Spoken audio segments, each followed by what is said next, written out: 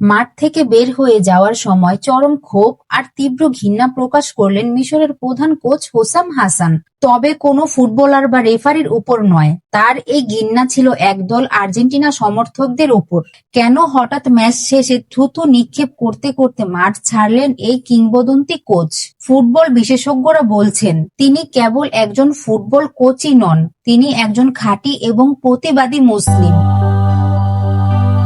সম্প্রতি একটি football match শেষে মাঠ থেকে বের হয়ে যাচ্ছিলেন মিশরের বর্তমান কোচ হোসাম হাসান। ঠিক সেই সময় তার চোখে পড়ে এক অবিশ্বাস্য এবং হৃদয় বিদারক দৃশ্য।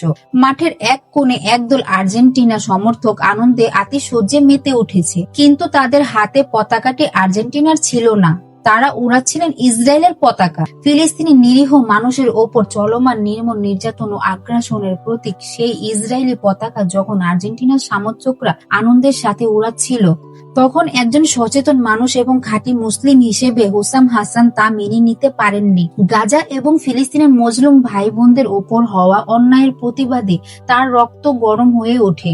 আর ঠিক তখনই তীব্র ক্ষোভ ও ঘৃণা প্রকাশ করে সেই সমর্থকদের উদ্দেশ্যে থুতু নিক্ষেপ করতে করতে তিনি মাঠ ত্যাগ করেন। দর্শক, যারা হোসাম হাসানকে চেনেন না তাদের জানিয়ে রাখি, তিনি মিশরের ফুটবল ইতিহাসের অন্যতম বড় কিংবদন্তি।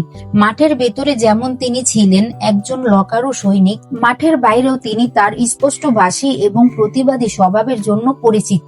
ফুটবল বিশেষজ্ঞরা মনে করছেন, হোসাম হাসানের এই আচরণ কেবল কোনো আকস্মিক ক্ষোভের বহিঃপ্রকাশ নয়, এটি মূলত ফিলিস্তিনের অধিকার আদায়ের পক্ষে এবং ইসরায়েলি আগ্রাসনের বিরুদ্ধে একটি প্রতীকী প্রতিবাদ। ফুটবল মাঠকে যখন অনেকে রাজনীতি থেকে দূরে রাখার কথা বলেন, তখন হোসাম হাসান দেখিয়ে দিন, মানবতার প্রশ্নে কোনো আপোষ হতে পারে না।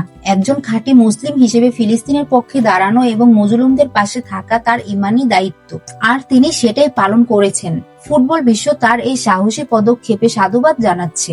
বিশ্ব জুড়ে যখন অন্যায় ও জুলুমের বিরুদ্ধে তারকা ও সেলিব্রিটিরা চুপ থাকেন, তখন হোসাম হাসানের মতো ব্যক্তিত্বরা আমাদের মনে করিয়ে দেন যে প্রতিবাদ কিভাবে করতে হয়। খেলাধুলা বিনোদনের জায়গা হতে পারে, কিন্তু যেখানে মানবতার অপমান হয় সেখানে নিশ্চুপ থাকা যায় না। আমরা বাঙালিরা বেশি অর্থে মুসলিম হয়ে থাকি। মুসলিম হয়ে আমাদের দায়িত্ব ফিলিস্তিনের পাশে দাঁড়ানো। আমরা মুসলিম হয়ে এটাই দেখব আমাদের ফিলিস্তিনের পাশে কে আছে, হোক সেটা আর্জেন্টিনা বা ব্রাজিল। আপনারা হোসাম হাসানের এই প্রতিবাদী রূপটি কিভাবে দেখেছেন? আমাদের মতামত অবশ্যই কমেন্টে জানাবেন।